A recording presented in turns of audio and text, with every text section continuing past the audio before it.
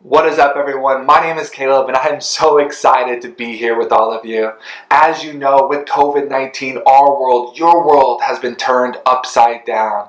Collectively, as a country and individually, we are experiencing so much unexpected change. Life as you once knew it, hanging out with friends and going to school, going to social gatherings or sporting events or any other extracurricular activities have come to a complete and sudden halt. I mean, if you really think about it, we are experiencing life in a way we've never experienced before. And the thing is with all of these abrupt changes to our lives, and maybe you're feeling it, these changes, they can cause a lot of fear, stress, anxiety. They can cause worry. And all of these emotional states can be so challenging to work through, especially if you're trying to work through them all alone. And so what I want to do is I just want to spend a little bit of time with you, encouraging you how you as a student leader can work through some of these challenges and even begin to build and practice the emotion skills that are needed to properly respond to these ongoing pressures and mental health challenges so that you can cope in a healthy, productive way and also help others do the same. But before we dive into that, let me tell you a little bit more about me and my work with Teen Truth. I'm a former West Point graduate, Army officer, and NFL draft pick. And now, as a Teen Truth speaker, I speak all across the country in schools and at conferences, empowering students to find their voice. To not just find their voice, but to use their voice, to use their story to make a difference in their schools and in their communities. Because we believe here at Teen Truth, your story matters and your story needs to be heard. And if you don't know what Teen Truth is all about, Teen Truth started years back as a creative response to the Columbine High School shooting that changed America forever. When Columbine happened, right, every time we turned on the news, Fox News, MSNBC, CNN, whatever it was, all we saw were these so-called expert adults giving us their expert opinions on how or why this could happen. But you know what we didn't see? We never saw the news coming to student leaders like you. And we thought that was a mistake, a missed opportunity, because let's get real. You're the ones in the thick of it. You're the ones living it. So that's when we decided to do something about it. We recruited 5 high school students from the state of California for a project and asked them to carry a camera and to document their lives for an entire year. We told them that there were no rules to this project and nothing was off limits. All we wanted them to do was to be transparent and open and honest about the things that they were going through. And so that's what they did. They took their cameras into schools, into their homes, and sporting events, and parties, and everywhere else, and gave us an inside look at what it looks like to be a young adult, or a student just like you. That film ended up doing really well, and it actually racked up millions of views all around the country. And I would love to show you that film, but I just don't have the time right now. But what I do want to show you is a short trailer from that film. But before I show you that film, I want you to think of 2 things as you're watching it. First, I want you to ask yourself if you can relate to anything being said on this film. And 2, if I was going to send you a camera today and tell you to document what's going on in your life, really if I was going to send you a camera today and tell you to document about how you're feeling about everything going on in the world today, what would you say? What story would you tell?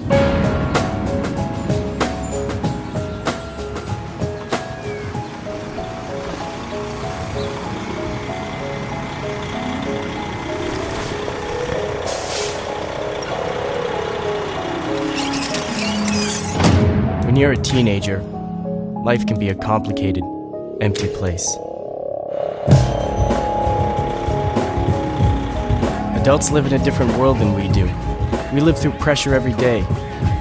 Pressure not to screw up, pressure to do drugs, pressure to fit in. That's all they can think about is trying to fit in and trying to, wear the cool clothes and do this the right way and be with the popular crowd. And that's something people struggle with every single day of high school. It's hard for anybody to be out there on their own, especially for teenagers, because the teenager's still growing up, dealing with the issues of adolescence. Does she like me? Does he like me? My parents tell me that it's just a phase and insist that they went through the same thing. I tell them that things are different now. They don't listen. Most of the time adults are so overwhelmed with their own problems, they don't see it necessary for themselves to take the initiative to talk to us. I think I'm an example of a person that it looks on the outside like it's great, like it's perfect. But it's really not.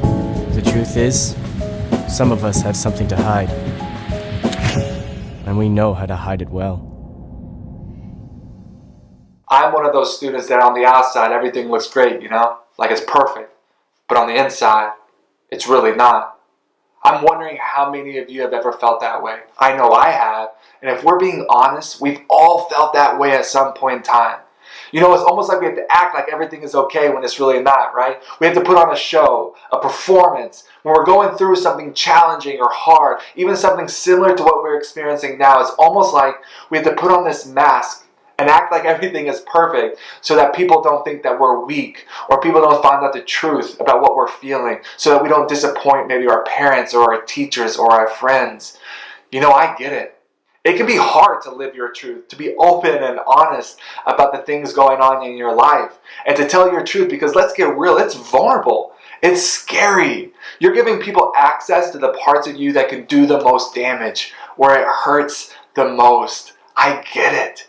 And for so many different reasons, we're so convinced that if people did find out the truth about what's going on in our life, if they did find out the truth about what we're actually feeling or the mental health struggles that we're facing, we're so convinced that they would think differently of us. They would label us and they would judge us. Because, that's what life has taught so many of us. For the longest time, that's what life taught me. Life teaches us that when we're exposed or vulnerable, when we open ourselves up to other people, that's when we hurt the most. And so as a result, what do? We hide our truth. We suppress and we deny what's really going on in our lives. We live behind the mask. But here's the deal.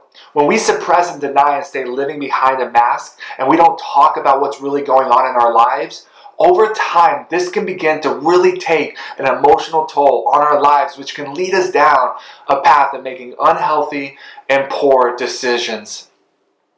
But this is why I love Teen Truth so much. Because of Teen Truth, students just like you are finding the courage and learning what it looks like to be brave and to take off that mask. They're finding the courage to live their truth because they're realizing that when it comes to their story, there's nothing to be ashamed of. Students are all realizing that despite the failures, despite the setbacks, despite the mishaps or the mistakes, and regardless of maybe the depression that you're waking up with, or the anxiety that you're living with on a daily basis, or the panic attacks that you might be having behind closed doors, none of it defines your worth. None of it disqualifies you from living a happy and successful life. And as a result of these students, just like you, being open and honest about what they feel, other students feel less alone in their struggles. Think how amazing that is. Think about it. How many times have you gone through something in your life and you think you're the only ones going through it? But when students like you own your story and tell your truth, students are realizing and seeing that they all have more in common than they would ever think. You see, I know so much about this because for me, for the longest time in my life, I lived like a fraud, like an imposter. I was so concerned and so afraid about what other people thought about me, especially when I was going through hard times. You see, I perfected my ability to hide behind a mask, to act like everything was okay when it really wasn't. Ever since I was young, I had a dream to do something with my life. A dream to be somebody, a dream to make a difference, probably similar to so many of the dreams that you all might have. And over time, this dream really, to make something of myself began to evolve. And when I was going in my freshman year at high school, I knew that I wanted to get a college scholarship, play Division I football, and I even had that dream of hopefully one day playing in the NFL. And despite high school being maybe the hardest 4 years of my life, I was able to go on and get that football scholarship where I played Division I football at the United States Military Academy at West Point, and even made history when I became the first player in the history of my school to get drafted in the NFL and also play in the NFL. Matter of fact, check out this old video that I found in my garage. He may not have to travel overseas and be safety for a nation. With the 218th pick, Detroit has selected Caleb Campbell, defensive back, Army.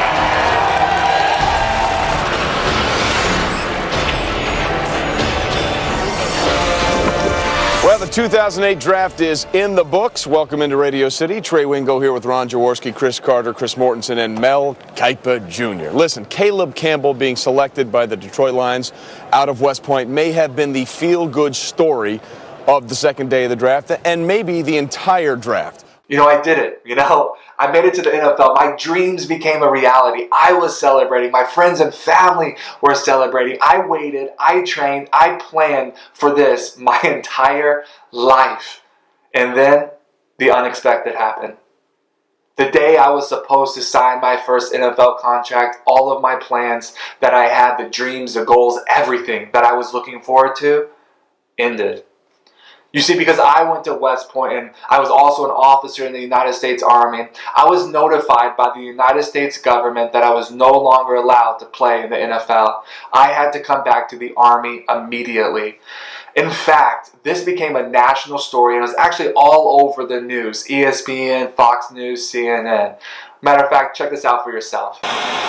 2 weeks ago, the Army made a decision to revise their interpretation of a Department of Defense policy regarding athletes going professional, as opposed to serving 2 years active duty.